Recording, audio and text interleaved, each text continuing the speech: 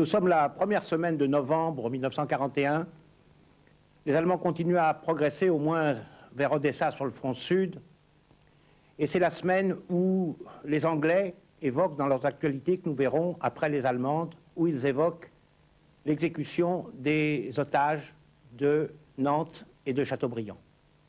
Et c'est pour ça qu'aujourd'hui, nous sommes avec Marie-Claude Vaillant-Couturier, dont le nom est illustre, puisque votre mari a été un des fondateurs du Parti communiste. Ensuite, vous avez été l'épouse de Villon, qui a été un des plus grands résistants communistes de l'époque, arrêté pour résistance dès le 8 octobre 1940, puis évadé. Et vous-même, bien sûr, j'ai envie de vous demander, que faisiez-vous à cette époque, en octobre-novembre 1941? Moi, j'ai d'abord participé à la rédaction, à l'édition, plus exactement, de littérature clandestine, et en particulier à l'édition d'un pamphlet que Georges Politzer avait fait en réponse à la brochure de Alfred Rosenberg, qui était un des théoriciens du nazi, et qui s'appelait Or et Sang, et qui mettait en cause la Révolution française. Georges Politzer a fait un pamphlet édité, qui est sorti quelques mois après. Alors, je m'occupais de ce genre de choses. Et puis ensuite, peu de temps avant d'être arrêté, je faisais des liaisons entre la direction du Parti communiste et d'une part les intellectuels, comme Georges Politzer, Jacques Decour et Solomon, qui était le gendre de Langevin, d'une part, et d'autre part, la résistance militaire. Et j'ai été arrêté avec eux dans une grande affaire où nous étions 116 au début de février 1942. Et alors? Et nous avons été arrêtés par la police de Pétain, et nous avons été en bloc livrés aux Allemands. Et tous les hommes, sauf 5, ont été fusillés comme otages, et toutes les femmes ont été déportées à Auschwitz. Nous allons voir, madame, les actualités allemandes d'abord, et vous interviendrez quand vous le souhaitez, et puis ensuite, on évoquera Chateaubriand lors des actualités anglaises.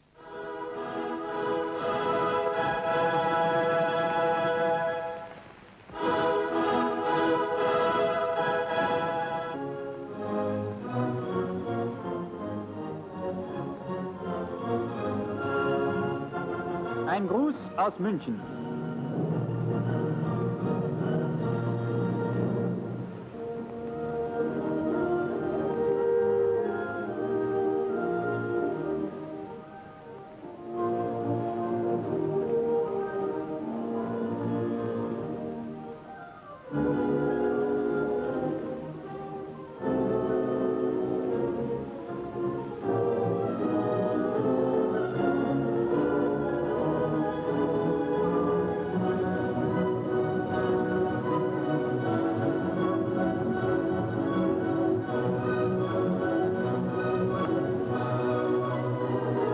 Das Haus der Deutschen Kunst. Die diesjährige große deutsche Kunstausstellung zählte bisher über 500.000 Besucher. Rund 750 Künstler aus allen Gauen zeigen hier etwa 1500 Werke der Plastik, der Malerei und der Grafik, von denen der größte Teil bereits verkauft ist. Mit diesen Rekordziffern hat diese Reichskunstschau der bildenden Künste ihre hohe Bedeutung auch während des Krieges bewiesen. Der Führer im Kampfgelände, Gemälde von Professor Hommel. General Dietl von Josef Henge. Der 10. Mai von Paul Matthias Padua. Tethys von Hans Haff.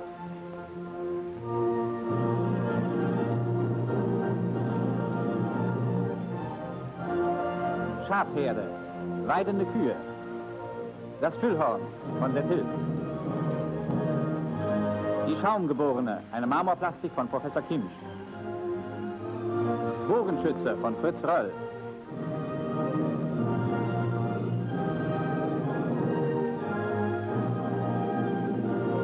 Berufung von Professor Arno Breker. Die Sinnende von Walter Lerche.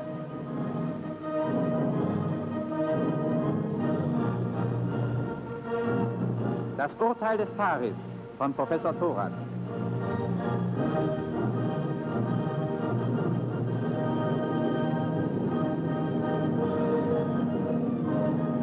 Mutter mit Kindern von Paul Schorle.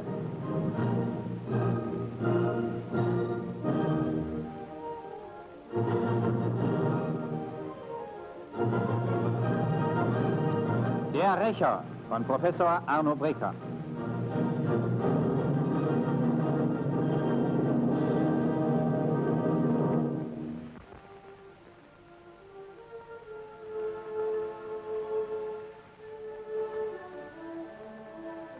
Bei den Bergbauern im Sellrheintal in Tirol.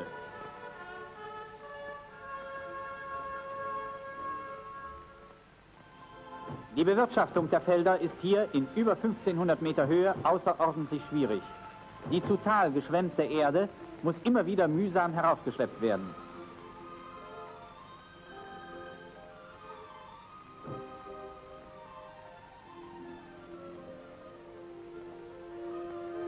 Trotz der harten Lebensbedingungen hängen diese Bergbauern treu an ihrer Scholle. Die Höfe in diesen Hochtälern sind zumeist seit Jahrhunderten im Besitz der gleichen Familien.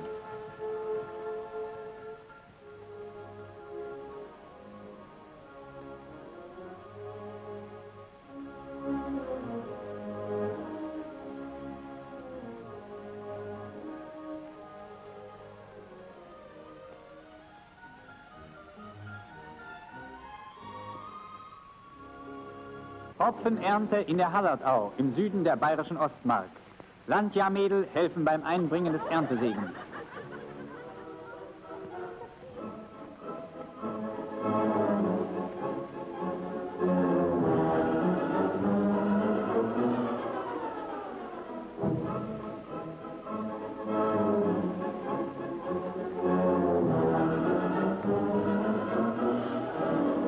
Arbeit in der frischen Luft macht hungrig.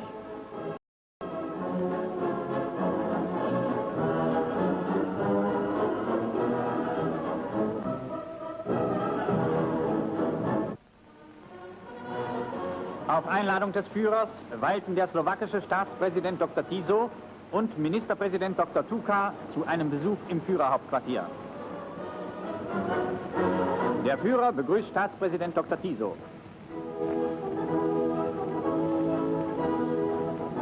An den Besprechungen, die im Geiste der herzlichen Freundschaft zwischen den beiden Völkern verliefen, nahmen der Reichsminister des Auswärtigen von Ribbentrop und der Chef des Oberkommandos der Wehrmacht, Generalfeldmarschall Keitel, teil. Zum Abschluss des Besuches waren die slowakischen Staatsmänner Gäste des Reichsmarschalls Hermann Göring.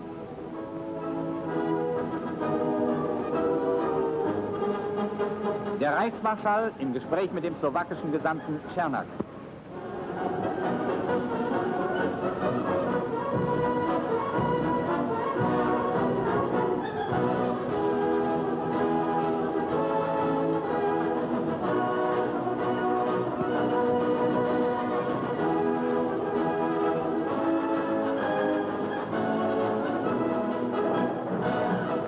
Je dois dire que ça m'est encore aujourd'hui insupportable de voir Hitler et Göring, et ça me replonge dans l'époque, et que je ne supporte de voir Göring qu'au procès de Nuremberg, où il était, lui, accusé, et moi, accusateur au nom de mes milliers de compagnes qui sont morts dans les camps.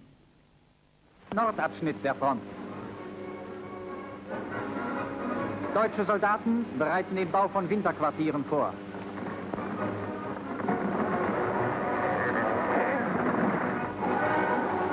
Ein Sägewerk ist von unseren Truppen wieder in Betrieb genommen worden.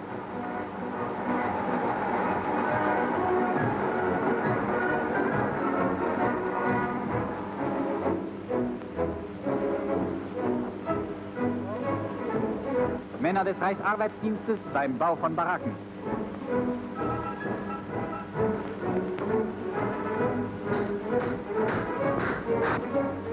Die Zwischenwände werden mit Stroh ausgefüllt.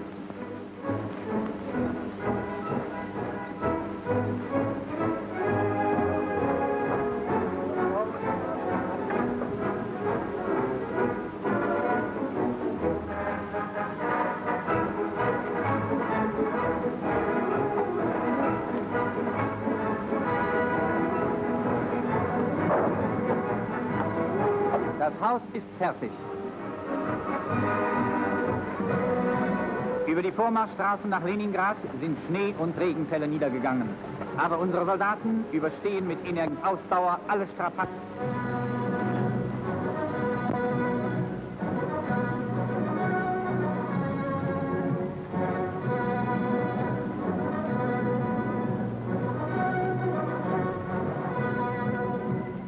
Eisenbahnpioniere nageln die breitspurigen sowjetischen Bahngleise auf Normalspur um.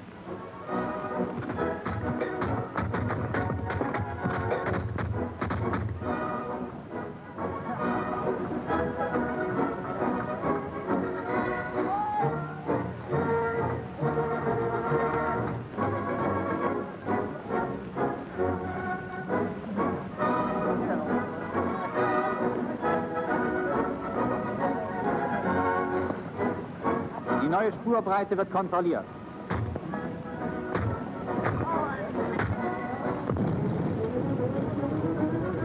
So schnell auf die Front, weiter vorrückt. Die Schienenwege werden fast im gleichen Tempo nachgebaut, um die wichtigen Nachschubverbindungen zur Front sicherzustellen.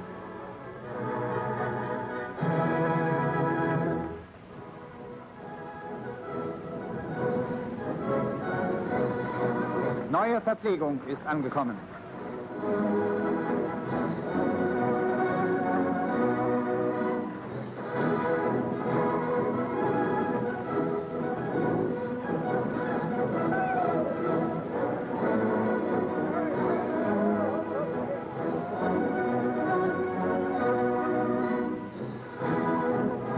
Ein Schlechtereizug bei der Arbeit.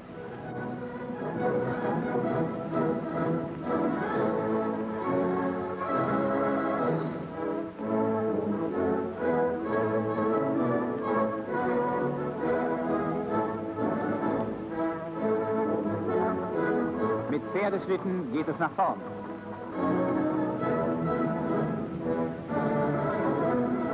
Essenträger auf dem Wege zu den vordersten Linien vor Leningrad.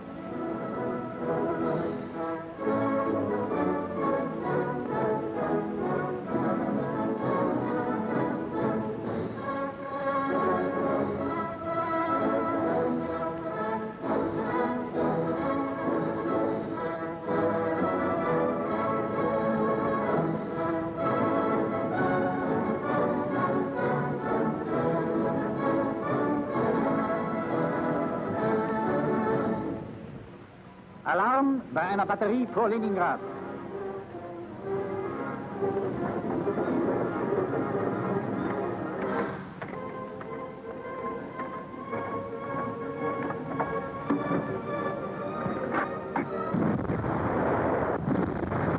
Feuer auf militärische Ziele der Stadt.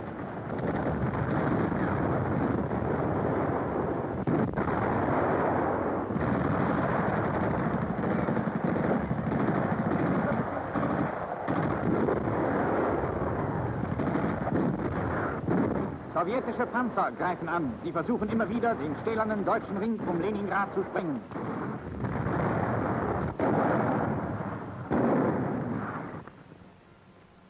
Auch dieser Ausbruchsversuch zerschellte am Ende unter schweren Verlusten an der zähen deutschen Abwehr.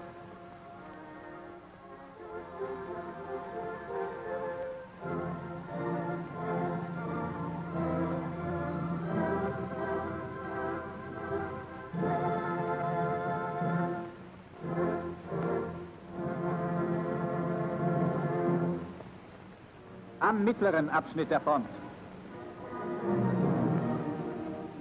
Vyazma, eines der Zentren der gewaltigen Vernichtungsschlachten vor den Toren Moskaus. Hier der Bahnhof von Vyazma. Die Sowjets wollten die für ihren Nachschub wichtigen Anlagen wiederherstellen.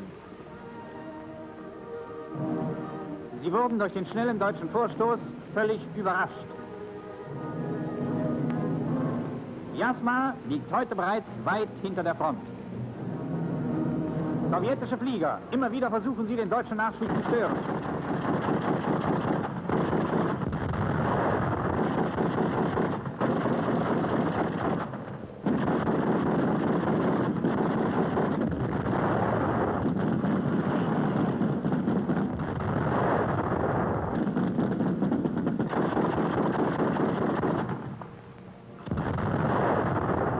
Wieder einer abgeschossen.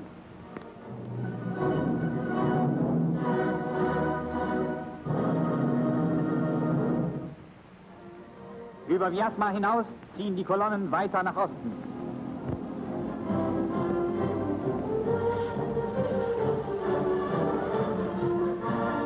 Der Volkswagen hat sich auch auf den völlig verwahrlosten sowjetischen Straßen tausendfach bewährt.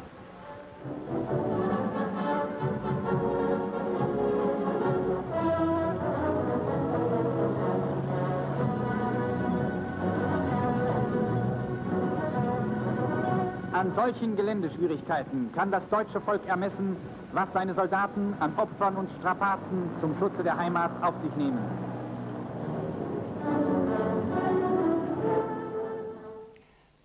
Cette boue, Madame Vaillant-Couturier, elle est sacrée pour tous ceux qui souhaitaient la victoire des Soviétiques sur l'Allemagne. Car, comme vous l'avez vu, elle immobilise le matériel le plus avancé, le plus sophistiqué des Allemands.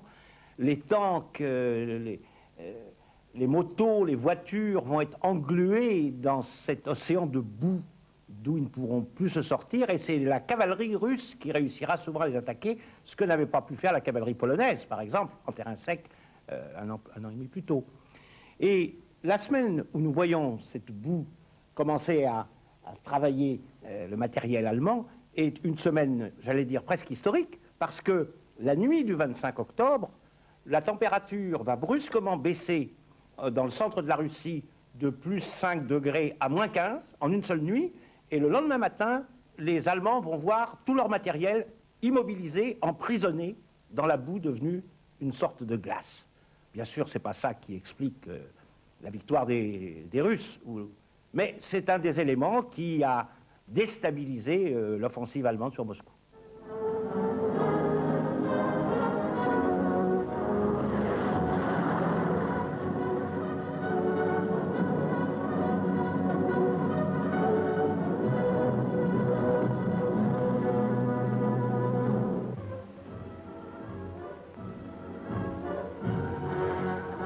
Pioniere suchen das Gelände nach Minen ab.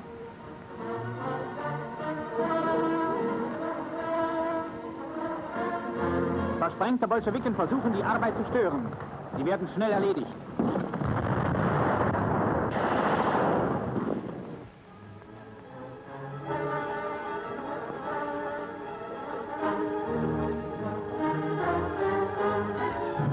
Die Durchlässe durch die Minensperren werden durch weiße Bänder gekennzeichnet.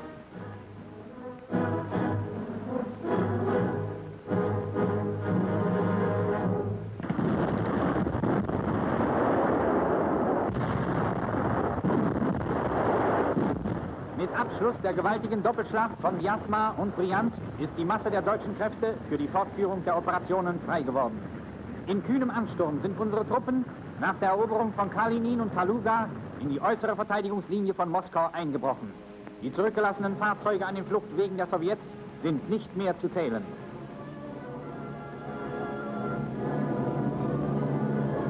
Infanteristen und Pioniere vollbringen einzigartige Leistungen. Marschierend und kämpfend geht es fast pausenlos vorwärts. Zug um Zug werden die einzelnen Verteidigungslinien der Sowjets aufgerollt. Eine Egge als Sturmleiter.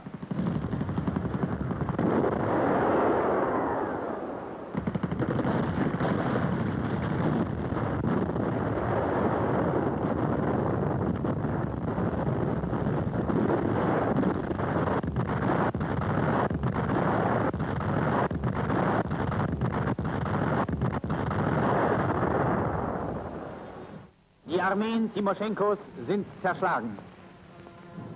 Von allen Seiten rücken endlose Gefangenenkolonnen heran. Seit Beginn des Ostfeldzuges sind bisher weit über 3 Millionen sowjetische Gefangene eingebracht worden.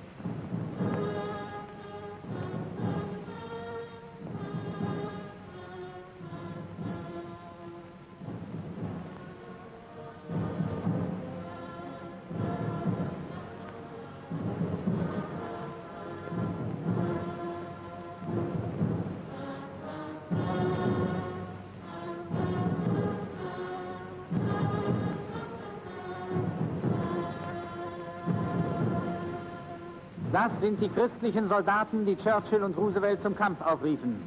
Die deutsche Wehrmacht hat den Bolschewisten die Waffe aus der Hand geschlagen, ehe sie wie ein neuer Mongolensturm mordend und brennend über Europa herfallen konnten. Am Südabschnitt der Front. Einheiten der deutschen und rumänischen Kriegsmarine legen im Schwarzen Meer Minen, um die Flucht der Sowjets auf dem Seewege zu erschweren.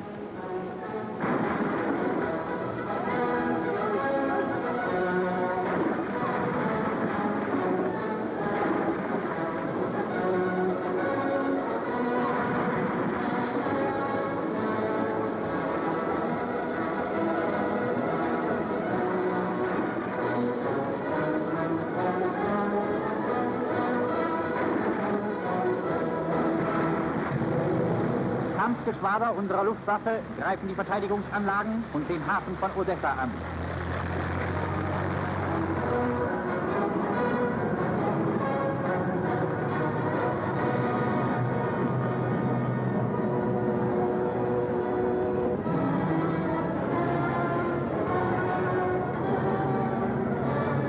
Bomben auf sowjetische Feldstellungen und Truppenansammlungen.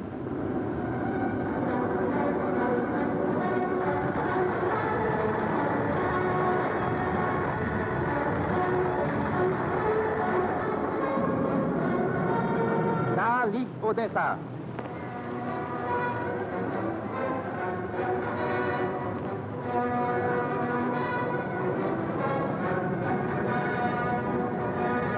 Die Mole von Odessa. Angriff auf sowjetische Transporter.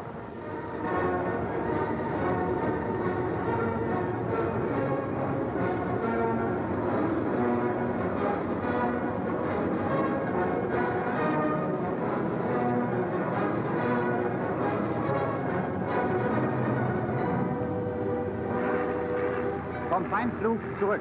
Eine der gelandeten Maschinen ist von der feindlichen Flak schwer getroffen. Tragflächen und Leitwerk sind zerfetzt. Trotzdem haben deutsche Konstruktion und Werkmannsarbeit diese Probe glänzend bestanden. Deutsche und rumänische Batterien aller Kaliber belegen Odessa mit schwerem Feuer.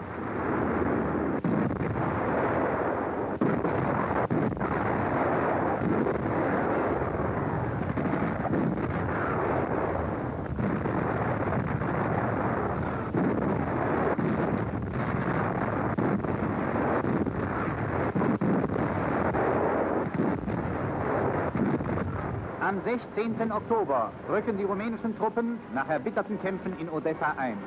Damit ist das Ringen um die Stadt, das 2 volle Monate tobte, siegreich beendet.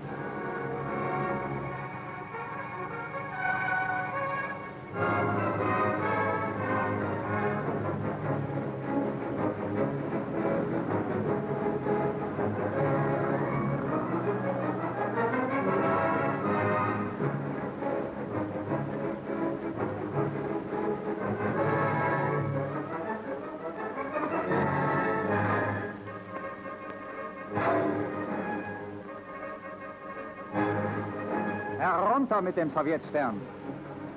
Die rumänische Flagge weht über der Stadt.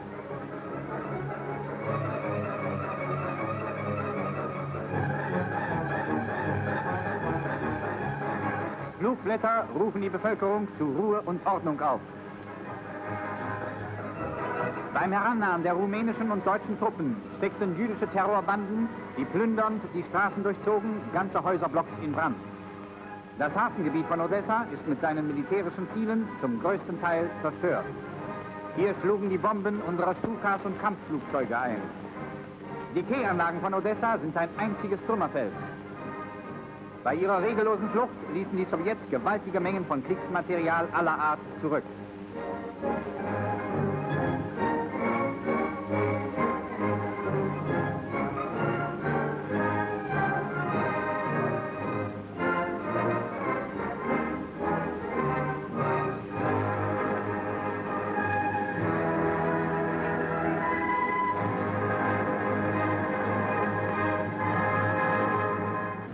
Wo sich die Bolschewiken auch zu neuem Widerstand sammeln, werden sie durch die Wucht des deutschen Angriffs zersprengt.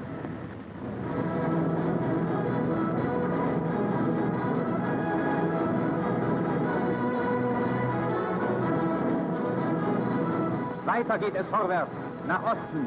Der Feind wird restlos zerschlagen. Er wird nie wieder die deutsche Heimat bedrohen.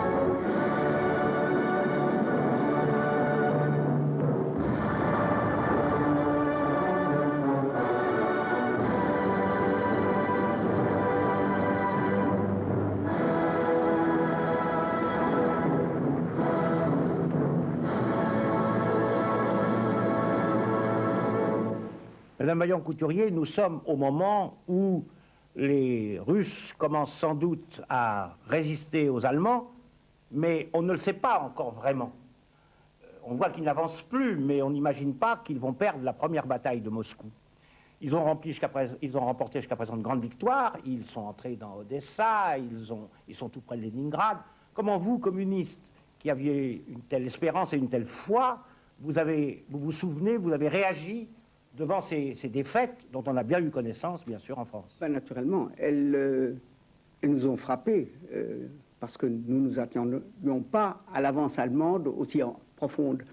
Mais je crois que nous n'avons jamais perdu espoir. Et je me souviens que, je ne sais plus lequel d'entre nous, parmi les camarades que je fréquentais, avait trouvé le Napoléon de Tarlet.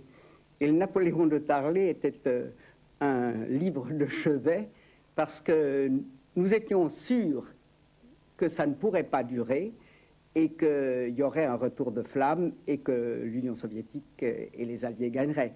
Mais ce Napoléon de Tarlet a été un élément important pour nous remonter le moral, parce que c'est vrai que nous ne nous attendions pas à cette pénétration en profondeur. C'était un acte de foi fondé sur une étude historique. Absolument. Eh bien, on va voir maintenant les actualités anglaises, car ce sont les seuls. Bien sûr, ce n'est pas Vichy, bien sûr, ce n'est pas la zone occupée, bien sûr, personne n'a évoqué au cinéma ce drame. Ce sont les Anglais, et De Gaulle en particulier, qu'on va voir pour honorer les morts de Nantes et bien sûr de Chateaubriand.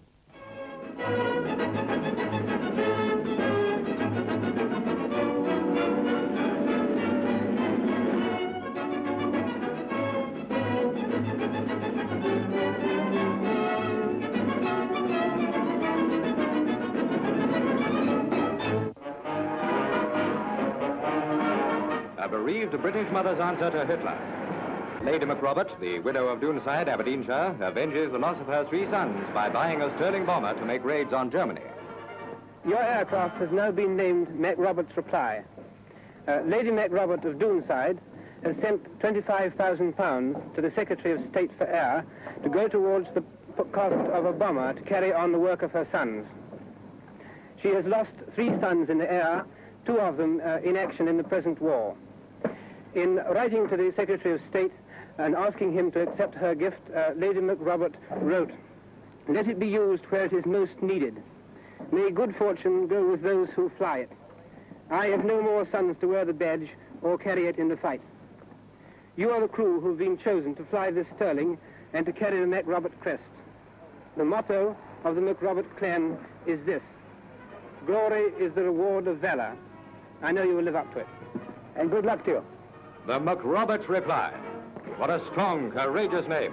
What a magnificent gesture of defiance to Hitler by the brave lady of Doonside.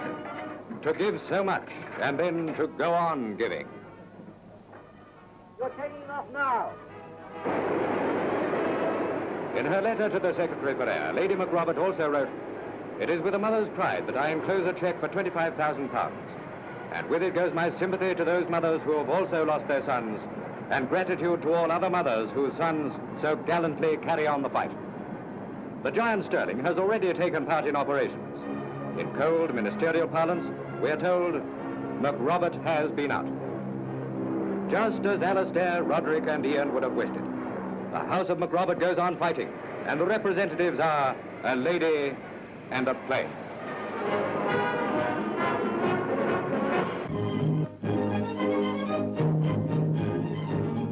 Mussolini calls these blue waters his sea.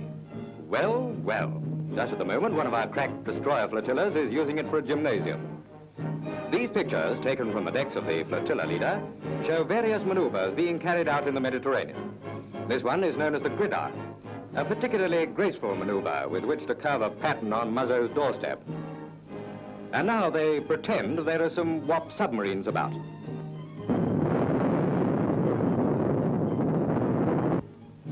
Drop another, they didn't hear the last one.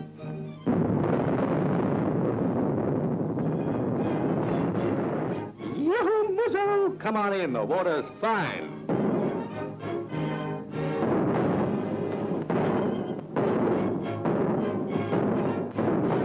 Okay, boys, pack it up. The Italian Navy's feeling bilious.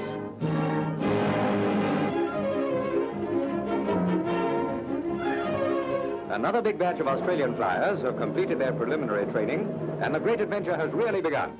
A big parade through the city streets, a spot of pre-embarkation leave, and then it's all aboard for a crack at Hitler.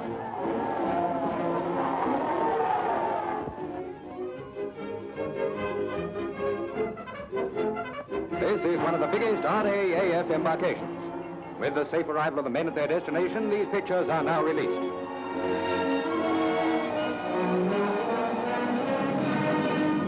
The flower of Australian manhood. They'll write history across the blue heavens. They'll join other sons of the Empire in the great aerial armada that is clawing the Nazi menace from the skies of the world.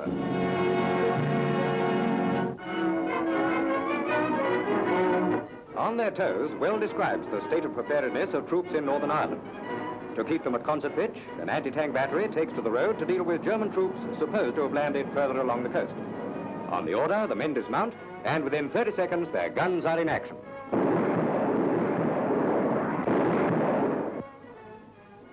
With that little spot of bother dealt with, the battery's next job is to cross a shallow river. Now, in the ordinary way, this would be easy. But today, they're out of luck, and they get stuck in mud. So it's all hands to the rescue.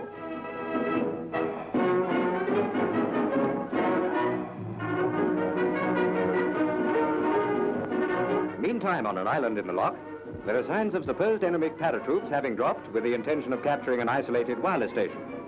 This brings the Northern Ireland Inland Water Training Corps into action, and in almost less time than it takes to tell, the loch patrol boats are on their way to the scene.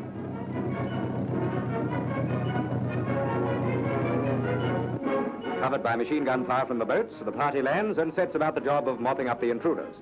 No kid-glove methods about these. By treating them rough, they keep themselves tough. And that is just the purpose of these exercises. All of which goes to prove that the guardians of Northern Ireland are on their toes.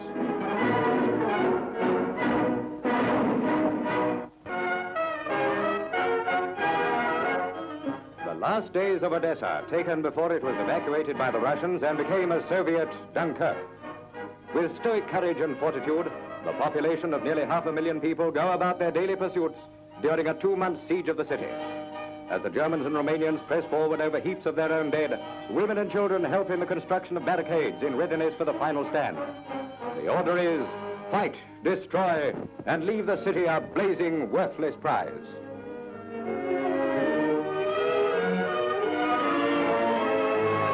Sailors of the Black Sea Fleet leave from their base at Sebastopol to play a valiant part in the evacuation. From the Crimea they sail to make history on the beaches of Odessa.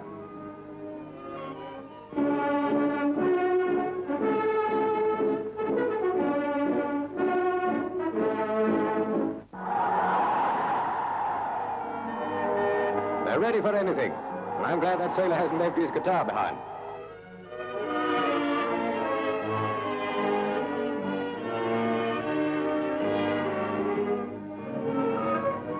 Once out to sea and the first courier of battle. An enemy plane is engaged. And then the guns of Soviet warships rain shells on the outer approaches to the city.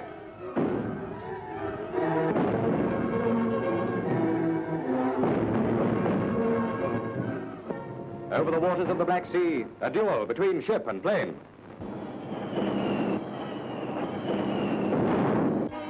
Meanwhile, in Odessa, cobblestones are ripped up to form tank obstacles, and the city becomes a death trap for the invaders. Russian ingenuity plays a grim game with death. Up to the last minute, women help to convert engines into armored trains for the suicide squads who remained to fight to the end. After the surface defenses were gone, they fought on in catacombs below the ruined city. Odessa died hard, but assuredly will live again.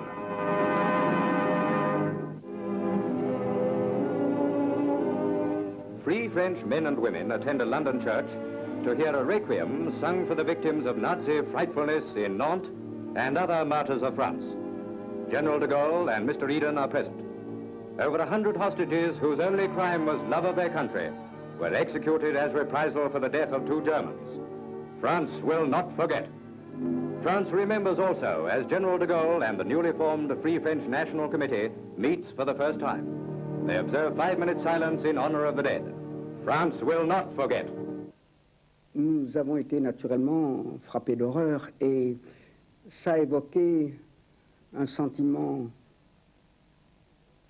de haine, non seulement vis-à-vis des Allemands, mais aussi nous pensions que la responsabilité première était à ceux qui les avaient livrés, c'est-à-dire à la police de Vichy et aux ordres qu'ils avaient reçus. Et nous avons su très vite que c'est Pucheux qui avait fait la liste. Mais de toute façon, nous trouvions que le principe de fusiller des otages était monstrueux. Oui. Vous savez sans doute comment les choses se sont passées. Après qu'on ait présenté cette longue liste à Pucheux, il a en quelque sorte retenu les otages communistes. Et c'est eux qui ont été fusillés les premiers. Et Pétain l'a appris le soir. Et en apprenant ça, il a appelé Dumoulin de la Barthette, qui était son chef de cabinet. Il lui a dit, Dumoulin, nous sommes déshonorés, ça ne peut pas durer, je vais me rendre à la ligne de démarcation et je vais me livrer aux Allemands. Il avait l'intention de faire cela, et le lendemain, Pucheux le détourne de cette intention, en lui expliquant que ce geste était peut-être chevaleresque, les bourgeois de Calais, etc., mais que toute cette politique de collaboration à l'Allemagne s'effondrerait à cause de ce geste-là, et qu'il valait mieux essayer de sauver quelques victimes et faire tomber le nombre des exécutions, si possible. Et finalement, Pétain a capitulé devant Pucheux, et non seulement il a capitulé au grand désespoir de quelques-uns de ses ministres, comme Lucien Romier notamment, non seulement il a capitulé, mais en plus, il a ensuite stigmatisé ceux qui, commettant des attentats, suscitaient des représailles en ajoutant qu'il y avait parmi eux des éléments qui sans doute n'étaient pas français. Et cette attitude, d'une certaine façon, résume assez bien le comportement de Pétain à cette époque, qui d'un côté a des accents de générosité, mais qui ensuite est repris par une politique dans laquelle lui-même s'est englué. Et Hitler, qui a su tout cela, parce que c'est une affaire qui a duré plusieurs jours, pour évoquer Pétain à ce moment-là, dit « Oh, Pétain, c'est comme un grand ténor, mais qui aurait perdu sa voix. » Moi, je dois dire que je pense d'abord que Pétain a été probablement plus sensible aux menaces et à l'exécution des notaires de Nantes, qui n'étaient pas communistes, parce que comme tous mes camarades ont été arrêtés par la police de Pétain, non seulement ceux-là, mais les autres, les états d'âme de Pétain, je n'y suis pas très sensible. Et je suis plus sensible au fait que à Chateaubriand, ils ont laissé fusiller, y compris des jeunes comme Lallet, qui était étudiant, ou Guy Bocquet, qui avait 17 ans. C'est ça qui, pour moi, est le plus sensible. At a British camp near Baghdad, the 6-year-old boy king of Iraq, accompanied by his uncle, the Regent Emir Abdul Ilah, makes himself at home with a Bren gun mounted on a lorry belonging to a Gurkha unit. The youthful King Faisal II has all the boyish love for playing with guns. His country is likely to make headline news again before long.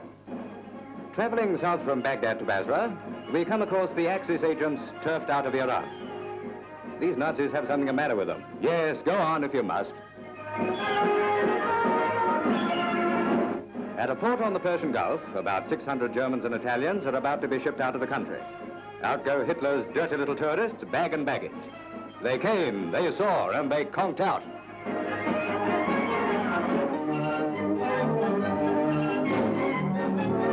We break into our review of the news to express the hope that you'll buy at least one of the poppies made by men wounded in the last and the present wars to commemorate Remembrance Day. Although at the request of the King, the usual cenotaph and other big ceremonies are not to be held this year, the Earl Haig Fund needs more than ever every penny it can get to enable it to keep up the good work of caring for disabled ex-servicemen of the two biggest wars in history. So please give generously for your poppy.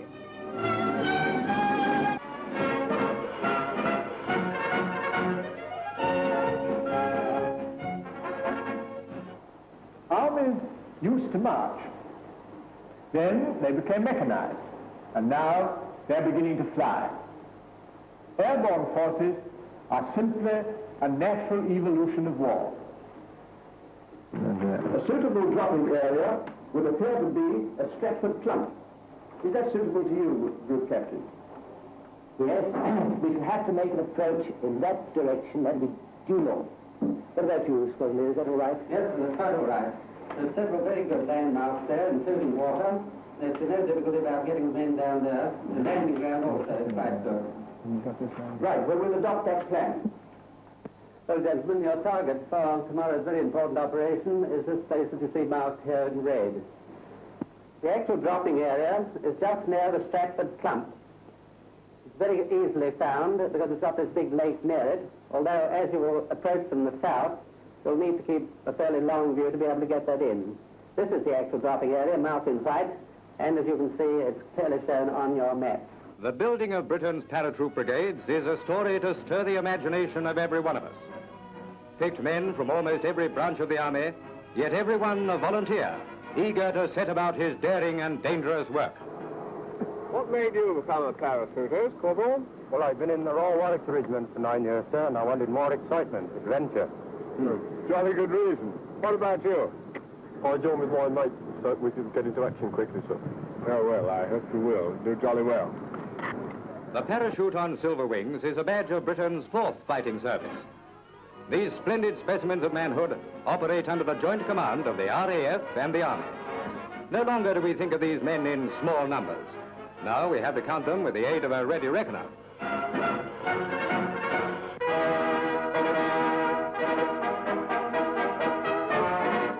A notable change has taken place since we saw the first pictures of British sky troops. The type of rubber helmet is different from that previously worn, and infantry anklets replace the special high boots. A considerable number of paratroops go aboard the waiting Whitleys to fly north to their objective, Stratford Clump. And the RAF men who will take them there are well trained in the methods of releasing their cargoes of human dynamite. First-rate piloting and judgment will guide the troop carriers, which include Wellingtons and Ansons as well as Whitleys, to the precise spot where the men are to be dropped.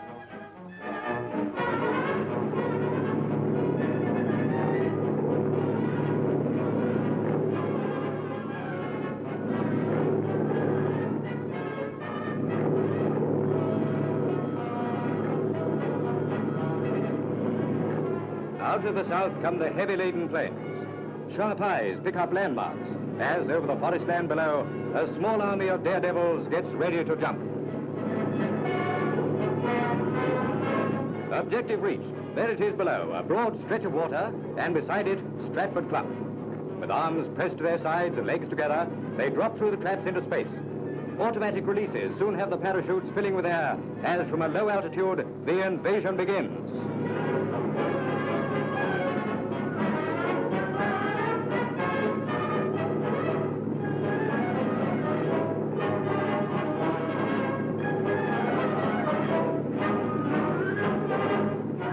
split-second intervals separate each drop, trailing white blobs interspersed with an occasional colored one. These are the equipment chutes carrying containers packed with other weapons and ammunition.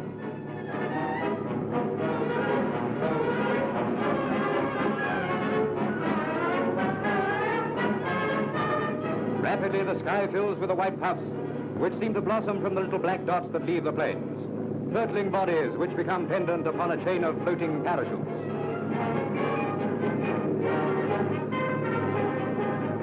With knees bent to take the shock and hands holding the shroud lines, each man makes his landing, hitting the earth with an impact equivalent to a jump from a 10-foot wall.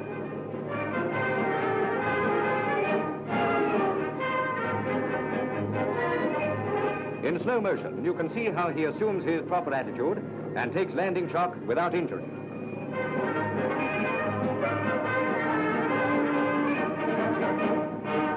First thing now is to get rid of his harness, and then, his aerial adventure over, immediately sets about the job in hand.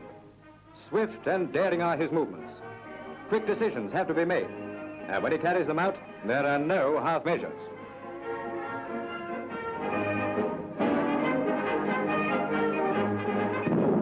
Most important of all is to operate in numbers. A body of Britishers with the endurance of explorers, the strength of athletes, and the cunning of big game hunters can do the almost impossible. They swoop down on their prey, and it's all over without the shouting. Yes, they're tough, mighty tough, and the best.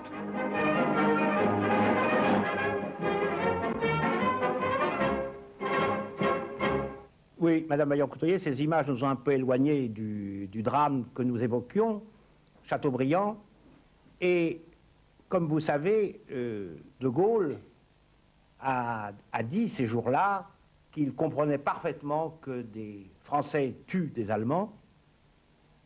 Il n'avait qu'à ne pas être là, occuper notre pays, a-t-il dit, mais qu'il pensait qu'il n'était pas tactique d'en exécuter. Ensuite, il a ajouté ouvertement, parce que les représailles étaient terribles et que les Français n'étaient pas encore suffisamment mobilisés pour qu'une politique d'attentat généralisée pût être efficace. Telle était sa position.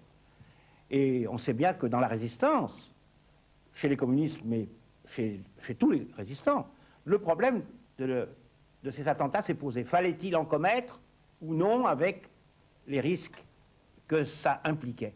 Est-ce que vous vous rappelez un peu comment se posait ce problème à vous-même et à vos camarades? C'est clair que ça s'est posé, est-ce que ça valait la peine? Mais nous pensions que nous voulions que le sol de France brûle les pieds des Allemands et que notre pays ne soit pas transformé en une espèce de Sanaa pour les Allemands qui allaient partir ou qui revenaient du front de l'Est. Et aussi, nous pensions que c'était important qu'on se batte physiquement sur le sol de France, qu'ainsi nous participions à ce grand combat pour la libération. Et c'est vrai qu'il y a eu beaucoup d'otages, de tués, et que très nombreux sont les communistes qui sont morts comme ça. C'est vrai aussi que dans nos propres rangs, on se posait la question, est-ce que ça en vaut la peine? Mais je crois que la réponse, elle vient des Allemands eux-mêmes, parce que on trouve dans des écrits du haut commandement à propos des otages des discussions, et on voit que peu à peu, ils considèrent que finalement, ça n'est pas rentable. Alors, c'est vrai qu'ils ont continué de condamner à mort et d'exécuter. Mais il y a un moment où on a pu fusiller des otages, parce que, un peu comme dans le champ des partisans, chaque fois qu'on fusillait des otages, loin d'arrêter la lutte, ça soulevait de nouvelles vocations. Et nous avions l'impression à l'époque d'être des soldats, et dans la guerre, les soldats ça tue, et souvent ça meurt aussi. Et je crois que la suite de l'histoire montre que nous avons eu raison. Merci, Madame Vaillant-Couturier, pour ce témoignage.